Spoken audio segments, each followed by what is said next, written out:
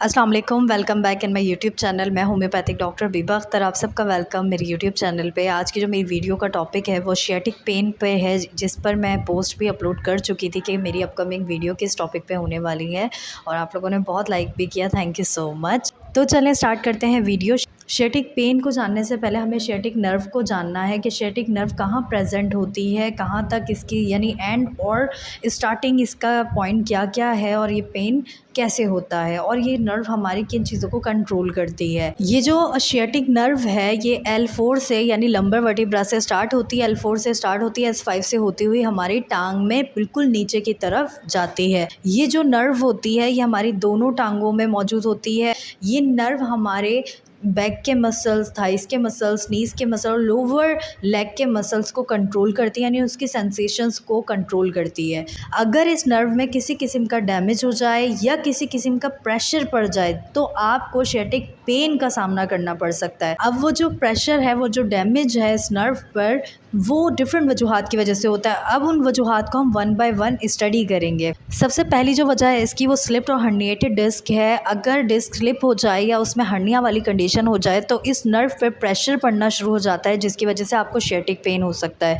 इसके अलावा spinal stenosis वाली ये कंडीशन है जब आपके स्पाइन में जो गैप है वो नैरो होना शुरू हो जाए और इस नर्व पे प्रेशर पड़ना शुरू हो जाए, तो उस कंडीशन को स्पाइनल स्टेनोसिस कहते हैं। इसकी एक और वजह है, वो है पेरिफॉर्मिस सिंड्रोम। पेरिफॉर्मिस मसल्स होते हैं, अगर ये पेरिफॉर्मिस मसल्स कंप्रेस करना शुरू कर दें शियाटिक नर्व को, जिसके रिजल्ट में शियाटिक नर्व जो है वहाँ पे इन्फ्लेमेशन हो जाती है और आपको शियाटिक पेन हो सकता है। अगर पेल्विक की कोई इंजरी हो जाए, कोई एक्सीडेंट हो जाए, कोई फ्रैक्चर हो जाए, उस वजह से भी इस नर्व पे प्रेशर पड़ सकता है।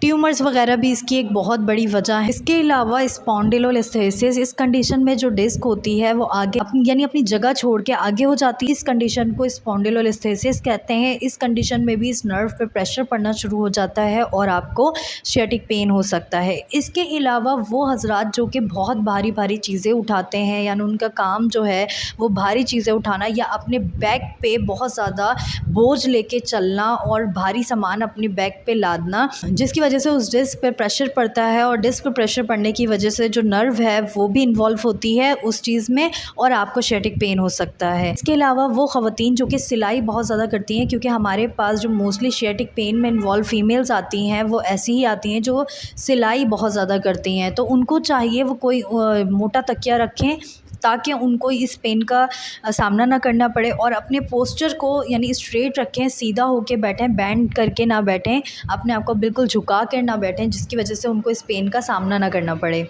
अब हम बात करते हैं इसकी अलामात की। इसकी अलामात क्या क्या है। इसकी अलामात में जो सबसे मेन है वो पेन है। इसमें जो पेन होता है वो कई तरह का हो सकता है। टिंगलिंग पेन्स हो सकते हैं, बर्निंग पेन्स हो सकते हैं, शार्प पेन्स इसमें बहुत ज़्यादा देखने में नज़र आते हैं। इसके अलावा पेन के साथ नमनेस की शिकायत भी आपको हो सकती है। ये जो पेन है ये दोनों टांगों में भी हो सकता है, लेकिन अक्सर हमारे पास जो पेशेंट आते हैं वो उनके किसी न किसी एक टांग में ही ये पेन होता है, जो कमर से स्टार्ट होता है और नीचे की तरफ जाता है। अब हम बात करते हैं कुछ होम्योपैथिक मेडिसिन्स की। मैं आपके साथ कुछ होम्योपैथिक मेडिसिन शेयर करूंगी जो कि बहुत ज़्यादा इफ़ेक्टिव होती हैं शियाटिक पेन के लिए। सबसे पहली जो मेडिसिन है वो नेफिलम है। नेफिलम आप 30 में ले सकते हैं, दिन में 4 बार 4-4 कतरे पानी में डालकर।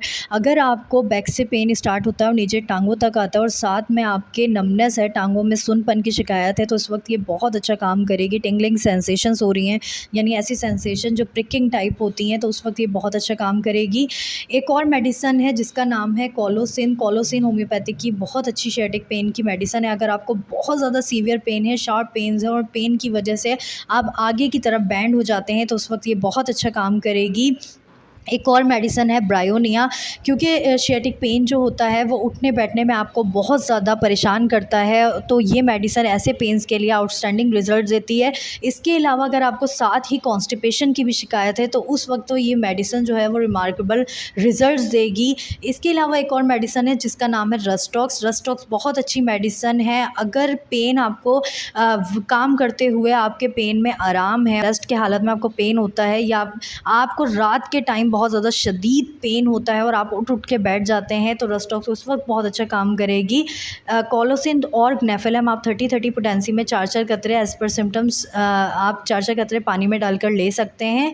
ब्रायोनिया आप 200 में ले सकते हैं। मैंने हमेशा ब्रायोनिया 200 में ही यूज़ करवाई है शियाटिक पेन के लिए ख़ास तौर पर। तो 200 के 4 ड्रॉप्स दिन में 4 बार पानी में डालकर आप ले सकते हैं और इसी तरीके से रस्टॉक्स भी 4 कतरे पानी में डालकर आप ले सकते हैं। एक और मेडिसिन है रूटा, जो कि शियाटिक पेन में बहुत अच्छा रिजल्ट देती है। अगर आपके बैक पे और थाई पे पेन की वजह से ऐसा लगता है कि बस फट जाएगा, फटने वाला दर्द जिसे हम कहते हैं, ब्रस्ट फीलिंग जिसे हम कहते हैं, अगर आपको दर्द के साथ ऐसी फीलिंग्स हैं तो ये बहुत अच्छा काम करेगी। और इसका एक बहुत ही ख़ास सिम्टम है कि अगर आप अपने मसल को स्ट्रेच करते हैं और आप सोचते हैं आपको आराम मिलेगा, लेकिन आपको आराम नहीं मिलता बल्कि वो पेन बढ़ जाता है, तो रूटा बहुत अच्छा काम करेगी। रूटा को भी आप 200 में ले सकते हैं और 30 में भी ले सकते हैं। अगर आप 30 में ले रहे हैं तो 4-4 कतरे दिन में 4 बार पानी में डालकर, और अगर 200 में ले रहे हैं तो सुबह शाम के डोजेस आप ले सकते हैं। इसके साथ ही अगर आप कोई भी मेडिसिन ले रहे हैं, आप मैकफोस ले सकते हैं 6x में। ये 4-4 गोलियाँ 4 बार नीम गर्म पानी से आप ले सकते हैं, बहुत अच्छी मेडिसिन है।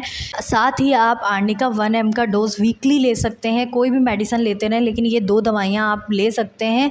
आर्निका भी बहुत अच्छा पेन किलर और उस वक्त तो ये बहुत अच्छा काम करेगा। अगर आपके स्पाइन में कोई डैमेज हुआ है, कोई चोट लगी है, कोई फ्रैक्चर हुआ है, उसके बाद आपको अगर शियाटिक पेन की शिकायत हुई है तो उस वक्त तो आर्निका बहुत अच्छा काम करेगी। होपफुली आपको मेरी वीडियो अच्छी लगी होगी। अगर आपको मेरी वीडियो अच्छी लगी है, जल्दी से मेरी वीडियो को लाइक कर दें, मेरे चैनल को सब्सक्राइब कर दें और मेरी प्रीवियस वीडियोज़ को भी लाजमी देखें। Thank you so much. अल्लाह हाफिज़।